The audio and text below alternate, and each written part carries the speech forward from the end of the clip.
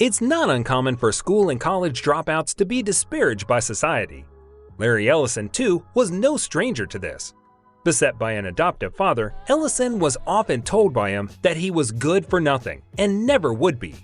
But this young man went on to become a billionaire CEO of a multinational computer technology corporation, Oracle. He proved, like many others, that dropouts are not to be underestimated. "Oh, it was powerful motivation. I think my dad had a wonderful effect on me," was his undeterred take on the matter, setting an inspiring example for striving youngsters.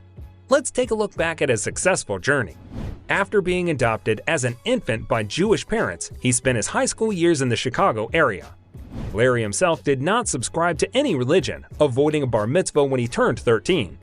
He attended the University of Illinois at Urbana-Champaign for a few years, then attended the University of Chicago, where he grew interested in computer design, but soon dropped out. Then at the age of 20, he moved to Berkeley, California in 1964. For his first 8 years in Berkeley, Ellison worked for several different employers, including Fireman's Fund and Wells Fargo. He began doing computer programming work in the 1970s at Amdahl Corporation, where he helped build a mainframe system. He then moved on to Ampex Corporation before co-founding his own software company with two partners, Robert Miner and Ed Oates, called Software Development Lab in 1977. By this time CEO, Ellison had become interested in structured query language after reading a paper by Edgar F. Codd called a relation model of data for large shared databanks. The company changed its name a few years later to Relation Software Incorporated. The software company's first big client was the Central Intelligence Agency, which signed a 2-year contract with Ellison's team to build a relationship database management system. This project, created in just 1 year, was called Oracle. In 1981, IBM contracted with Relational Software to use the Oracle database software for its mainframe system, which put Ellison's company on the path to robust, growing sales. In 1986, the company went public under the name Oracle Corporation, as $31.5 million was raised in the initial public offering. Oracle's success temporarily dried up in 1990 when it posted its first negative earnings report, which hammered the stocks, pointing the company towards a possible bankruptcy. But Ellison radically reorganized the staff as he shifted his focus to product development and hired more seasoned managers. The changes paid off in 1992 when the company released Oracle 7, which made the company the leading developer of database management software, restoring Oracle's stock price. Despite the company's rebound, Ellison faced several physical injuries throughout the decade, involving his participation in outdoor sporting activities such as yacht racing, boat surfing, and mountain bike riding. He won a major Australian yacht race in 1998 from Sydney to Hobart, surviving a hurricane that killed 6 contestants.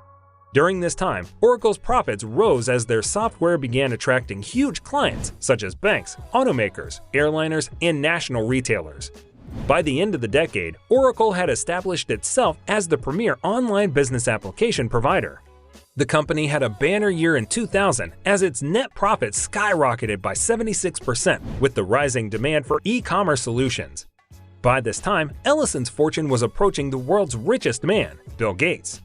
Oracle stood out as a survivor of the early 2000s recession that wiped out many tech companies.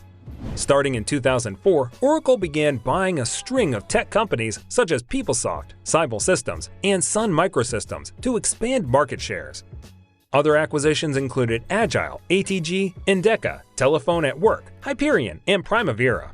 The company's umbrella blossomed to include industrial manufacturing, engineering and construction, financial services, health services, servers, storage, networking, middleware, insurance, utilities, retail, applications, and more.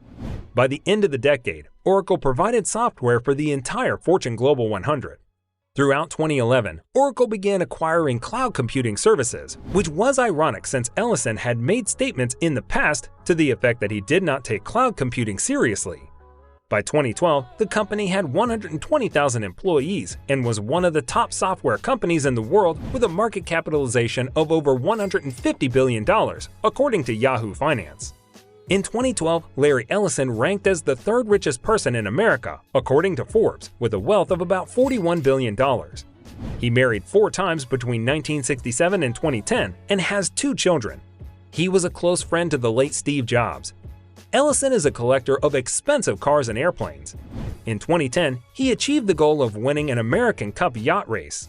He once owned one of the world's biggest yachts, called the Rising Sun, which spans 454 feet, housing a movie theater, basketball court, and wine cellar. He sold the yacht to music industry billionaire David Geffen. One of Ellison's most stunning personal achievements was he purchased the Hawaiian island Lanai in 2012 from Dole Foods billionaire David Murdoch. Larry Ellison is one of the biggest American business magnates. He is widely recognized for his pioneering work in the software industry and for his philanthropic efforts.